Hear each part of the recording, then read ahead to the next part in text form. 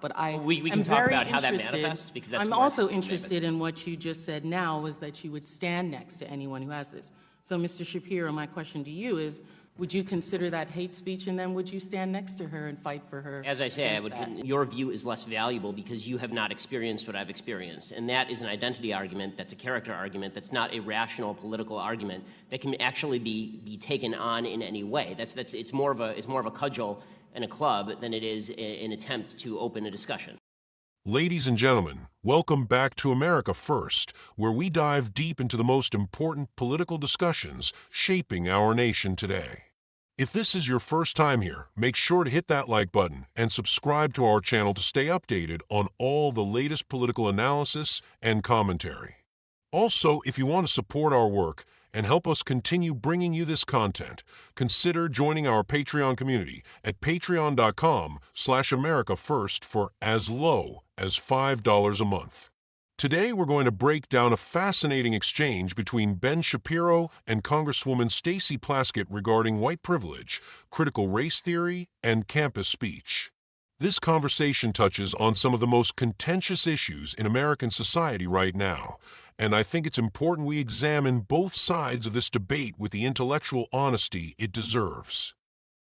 Mr. Shapiro, you talked about white privilege, and just this week, I had a conversation with Rachel Lazar, who's done some work, a Jewish American woman who's done some work on this area, as well as having extensive conversations with Dr. Greg Parks of Wake Forest University, who's also talked quite a bit about critical race theory.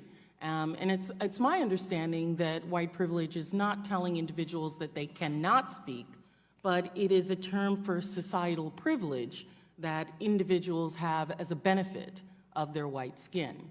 And I don't think that, and I think universities would be remiss to then say that because you're white, you're not allowed to say anything that's critical of white people. I didn't know that white privilege actually went into that sphere. My understanding is it's just, and the issue is that white privilege makes people uncomfortable to talk about the societal privilege that they have.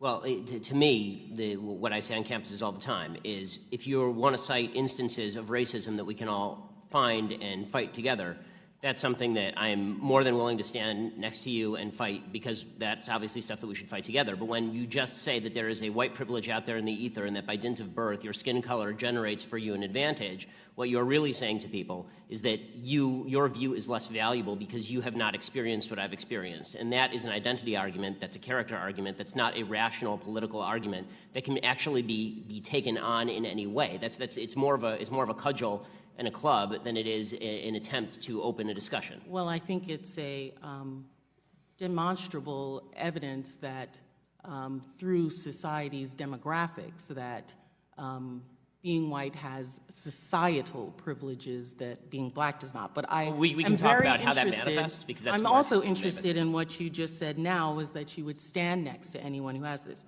So, Mr. Shapiro, my question to you is, for Ms. Dunston, the tying the noose around the campus and writing messages that target African-American young students, would you consider that hate speech, and then would you stand next to her and fight for her? As I say, I would. This is the first I'm hearing about it, honestly. But really, yeah. But from hearing about it, maybe because it's local. I mean, I'm from LA. But in any case, I'm more than happy to stand alongside her and fight whatever group was responsible for this. Not only more than happy. I mean, you're talking about the alt-right. Again, I was the #1 target of anti-Semitic harassment from the alt-right last year. So I'm more than happy to do all that. And I think there's one more distinction that has to be made. When we talk about cases like Taylor's, they're horrific, and the administration is siding with Taylor. Okay, the administration is doing the right thing by Taylor, or trying to do the right thing by Taylor, as they should be.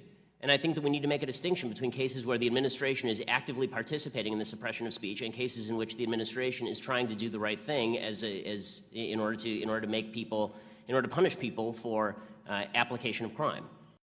Let me start by saying that Ben Shapiro makes several compelling points in this exchange that deserve serious consideration. When he argues that focusing on white privilege as a concept creates an identity-based argument rather than a rational political discussion, he's touching on something fundamental about how we approach political discourse in America. The concern here is that when we make arguments based primarily on identity characteristics rather than on the merits of specific policies or actions, we risk creating a hierarchy of voices where some people's opinions are deemed more or less valuable based on immutable characteristics like race. This is particularly relevant when we consider the current state of discourse on college campuses across America. Shapiro's point about distinguishing between actual instances of racism that we can all unite to fight against versus broad conceptual frameworks like white privilege is worth examining. When he says he's willing to stand alongside anyone fighting specific instances of racism, he's advocating for an approach that focuses on concrete actions and measurable outcomes rather than abstract theories about societal structures. The distinction Shapiro draws is important because it gets to the heart of how we should approach social justice in America. Should we focus on identifying and addressing specific instances of discrimination and prejudice, or should we adopt broader theoretical frameworks that attempt to explain societal patterns? From a conservative perspective, there's value in the former approach because it allows us to address real problems without necessarily accepting all the assumptions that come with critical race theory. However, we also need to acknowledge that Congresswoman Plaskett raises points that deserve consideration. When she mentions demonstrable evidence and societal demographics, she's pointing to statistical disparities that do exist in American society. The question isn't whether these disparities exist, but rather how we should interpret them and what solutions we should pursue. What's particularly interesting about this exchange is how it highlights the tension between different approaches to addressing racial issues in America. On one side, you have the approach favored by many conservatives, which focuses on individual actions, specific instances of discrimination, and policy solutions that treat people as individuals rather than as members of racial groups. On the other side, you have approaches that emphasize systemic analysis and group-based solutions. The campus speech aspect of this discussion is especially relevant given what we've seen happening at universities across the country.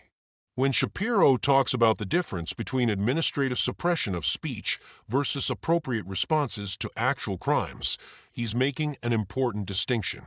Universities have a responsibility to protect students from genuine threats and criminal behavior, but they also have a responsibility to maintain an environment where different viewpoints can be expressed and debated. The reference to Shapiro being targeted by the alt-right is also significant because it demonstrates that threats and harassment can come from multiple directions. This reminds us that the fight against genuine hate and discrimination isn't a partisan issue. When people engage in threatening behavior or actual hate crimes, Americans across the political spectrum should be able to unite in condemning such actions. What concerns me about the current state of discourse around these issues is how often we see people talking past each other rather than engaging with the substance of different arguments. When Shapiro criticizes the concept of white privilege as being more of a cudgel and a club than an attempt to open discussion, he's pointing to a real problem in how these conversations often unfold. Too often, discussions about race and privilege become exercises in moral positioning rather than genuine attempts to understand different perspectives and find common ground. From a conservative standpoint, there's particular concern about how these concepts are being implemented in educational settings. When students are taught that their race determines their level of privilege or oppression, we risk creating a generation that sees everything through the lens of racial identity rather than individual character and achievement. This goes against fundamental American principles of individual liberty and personal responsibility. At the same time, we can't ignore the historical reality of discrimination in America or pretend that the effects of past injustices have been completely eliminated. The challenge is finding ways to address ongoing problems without adopting frameworks that many Americans find divisive or counterproductive. The discussion about hate speech and campus incidents is particularly important because it shows how these abstract debates play out in real-world situations. When students face genuine threats or harassment, everyone should be able to agree that such behavior is unacceptable and that institutions have a responsibility to respond appropriately. The question is how we distinguish between legitimate responses to actual threats versus overreactions that suppress legitimate speech and debate. One thing that struck me about this exchange is how it demonstrates the importance of having these conversations in good faith. Both Shapiro and Plaskett seem to be engaging with the issues seriously, even though they clearly disagree on fundamental questions.